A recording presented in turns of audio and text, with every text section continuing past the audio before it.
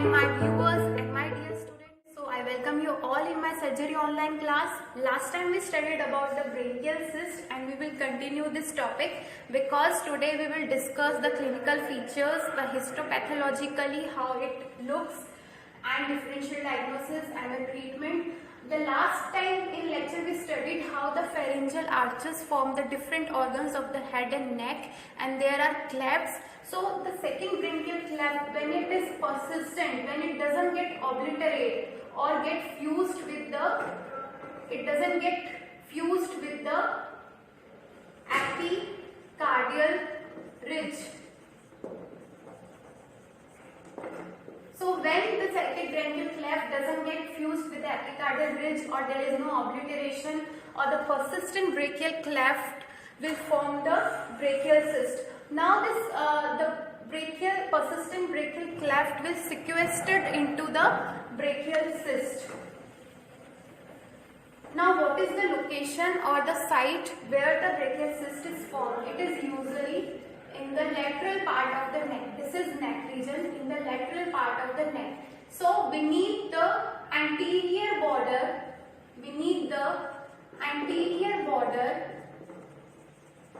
of 1/3 of sternocleidomastoid muscle.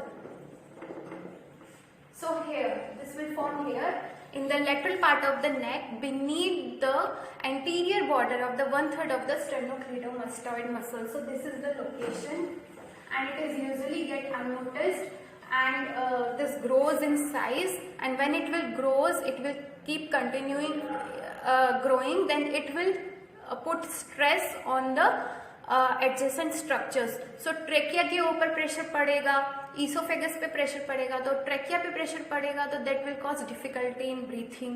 Then अगर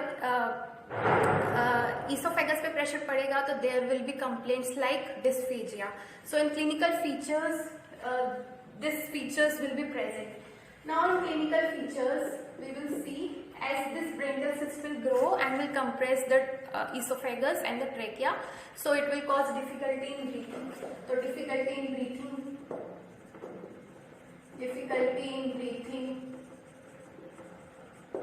then dysphagia, there is pain, tenderness.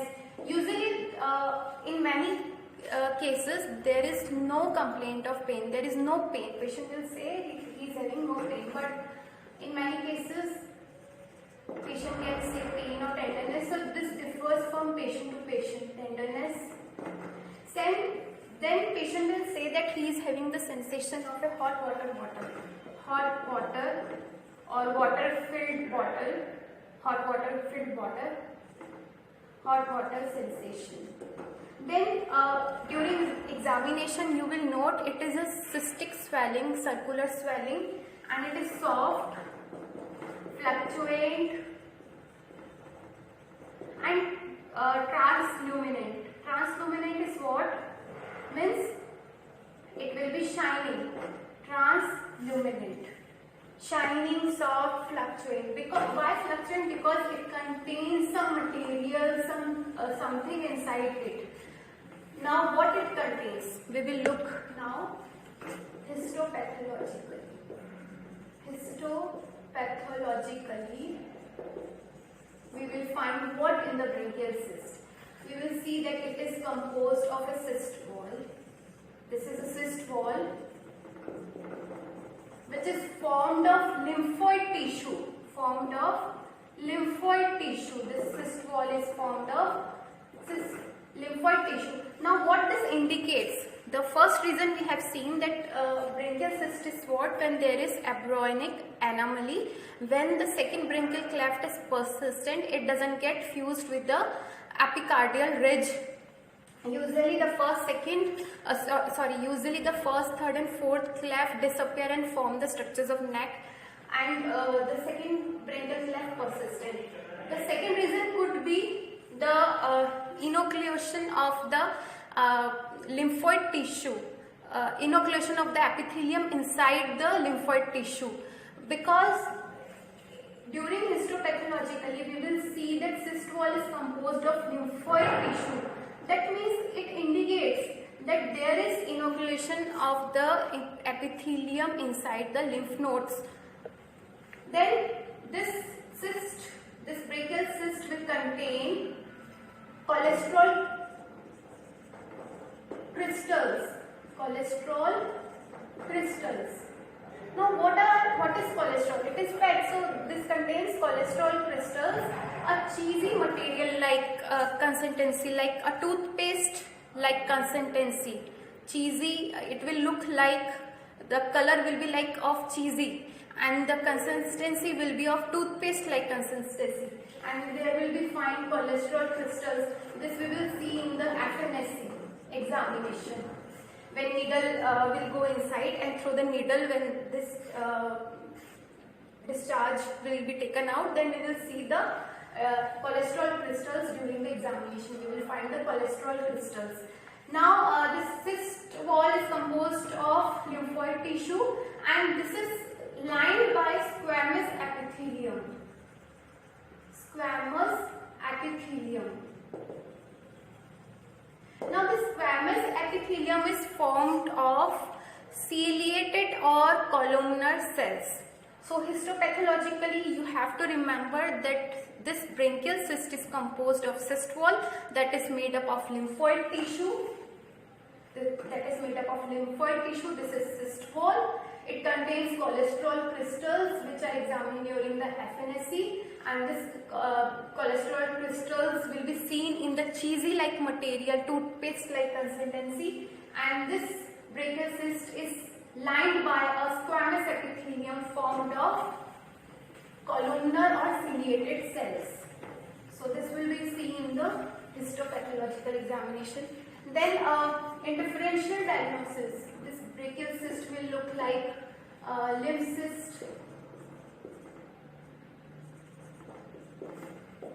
then cold abscess, then lymphadenitis,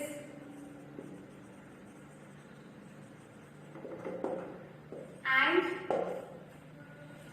lipoma. So lipoma is what? It is also look like a swelling in the neck.